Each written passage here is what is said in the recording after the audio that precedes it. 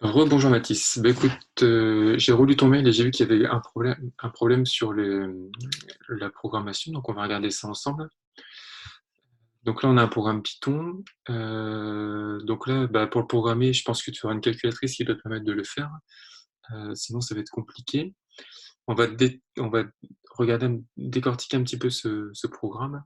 Donc c'est un programme déplacement, donc c'est un programme qui te permet certainement de calculer le nombre de déplacements que tu vas avoir quand tu as n disques. Dans ce programme, on voit que d vaut 1, donc d, ça va être ton nombre de déplacements. Donc on sait que de toute façon, au minimum, on fera un déplacement. Donc le d égale 1, ça te permet de mettre un point de départ à ta suite. Je te rappelle que ta suite d avait pour forme, hop, on savait que d1 était égal à 1. Oups, excuse-moi. Et on sait aussi que dn plus 1 est égal à 2dn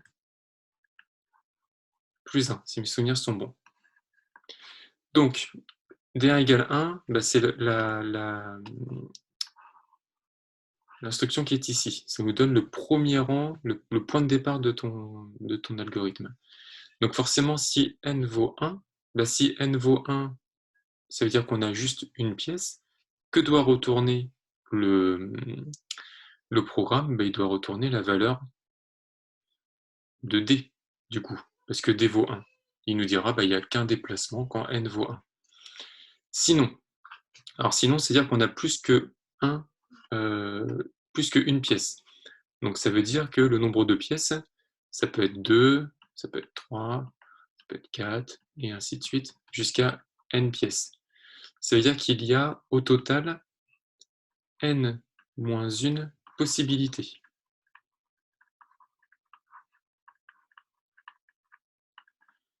Donc ça c'est un n. De 2 à n, il y a n moins 1. De 1 à n, il y en a n, donc si j'enlève le 1, ça fait n moins 1. Je vais quand même effacer mon n qui n'est pas très joli. Voilà. Donc n moins une possibilité. Alors, bah pour i allant de...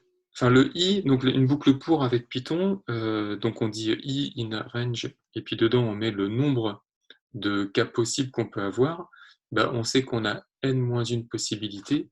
Donc là, en fait, il faut mettre n moins 1. n moins 1 parce qu'au total, on sait qu'on en a n, que le 1 est déjà traité, donc il en reste n moins 1 à traiter. Et là, il faut dire comment on calcule d. Bah, pour calculer d, on va utiliser la forme récurrente de d. On va dire que la nouvelle valeur de d est égale à 2 fois l'ancienne valeur, plus 1. Et qu'est-ce qu'on va retourner? On va retourner d. Voilà. Normalement, ce programme devrait fonctionner. Ensuite, ils te disent, sachant qu'il faut une seconde pour déplacer un disque, patati patata. Donc c'est une question qu'on a déjà traitée à la question d'avant, mais ils te disent on pourra compléter le programme précédent. Ben, en effet, on peut compléter le programme précédent parce que si on sait, si on connaît la valeur de d, à l'arrivée, on pourrait très bien rajouter un petit module qui dit, donc le module il serait à la suite, hein, donc c'est-à-dire derrière tout ça, incrémenter à ce niveau-là, c'est-à-dire je vais mettre du blanc pour que ce soit visible. Incrémenter, c'est-à-dire de choisir la bonne colonne pour mettre les instructions. Donc c'est la même colonne ici. Bon, c'est pas très propre ce que je fais, j'espère que ça sera lisible pour toi. Et puis on pourrait dire par exemple que, comme on sait que le nombre de secondes est égal au nombre de déplacements, on pourrait poser déjà que S est égal à D. Et puis ensuite, on pourrait calculer une valeur en disant que le nombre de jours, donc J, est égal au nombre de secondes divisé par 60, puis divisé par 60, puis divisé par 24. Donc si je fais 60 fois 60 fois 24, ça me fait 86 400. Et il faut aussi que je divise par 365 pour avoir le nombre de jours. Donc je multiplie par 365 le résultat que j'avais. Et donc ça me fait S divisé par 31 536 000.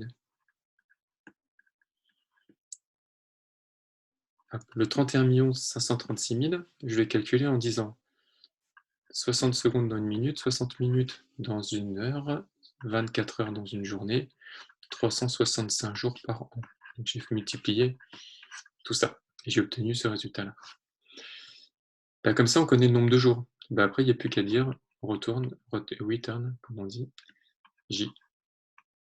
Voilà. Je pense que ça peut être pas mal. Je te laisse regarder.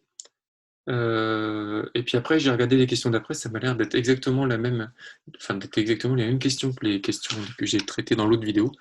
Donc je te laisse regarder. Allez, à bientôt.